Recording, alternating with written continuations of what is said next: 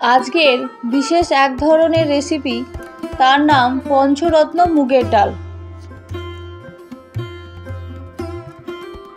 নমস্কার বন্ধুরা, আপনাদের সকলকে পায়েলের পাকশালা ইউটিউব চ্যানেলে স্বাগত।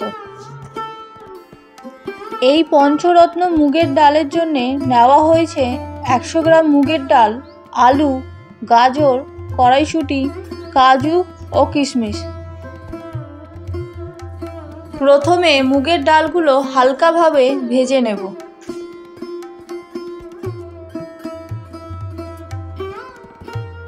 ডাল ভাজা হয়ে গেলে সেই কড়াইতেই দিয়ে দেবো 2 চামচ সর্ষের তেল।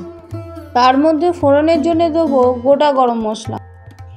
এই ফোড়নের সাথে সেই ভাজা মুগ ডাল ঢেলে ভালো করে মিশিয়ে নিয়ে তারপর দিয়ে দেবো আন্দাজ মতন জল। আন্দাজ মতন জল বলতে 1 লিটার জল দিয়ে দিলাম ও তার সাথে কালার আনার জন্য দিয়ে দিচ্ছি 1 চামচ হলুদ গুঁড়ো।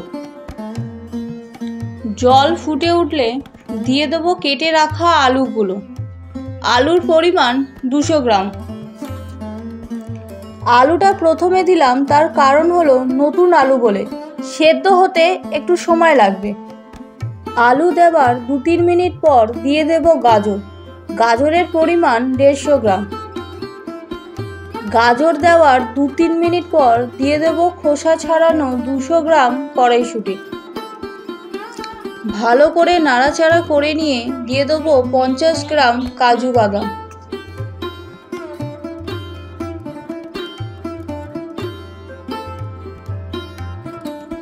সব শেষে দিয়ে দেবো 100 গ্রাম কিশমিশ। প্রথমে কিশমিশ দিলে কিশমিশ একেবারে পুরো গলে যাবে, সেই কারণে সবার শেষে দিতে হবে। কিশমিশ দেওয়া মানে এই ডাল রান্না অলমোস্ট রেডি। দেখুন, প্রত্যেকটি সবজি খুব সুন্দরভাবে সেদ্ধ হয়ে গেছে। ডাল সেদ্ধ করার সময় অফ ক্যামেরায় সামান্য লবণ দিয়েছিলাম, এখন দিয়ে দিচ্ছি পরিমাণ মতন লবণ।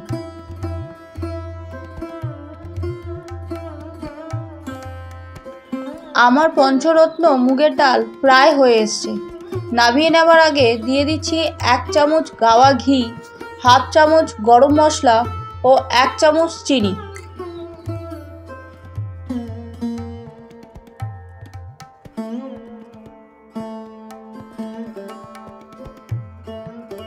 যাই হোক, নিরামিষ খাবার দিনে এই পঞ্চরত্ন মুগের ডাল অবশ্যই ট্রাই করতে পারেন। আশা করি খুব ভালো লাগবে। নমস্কার।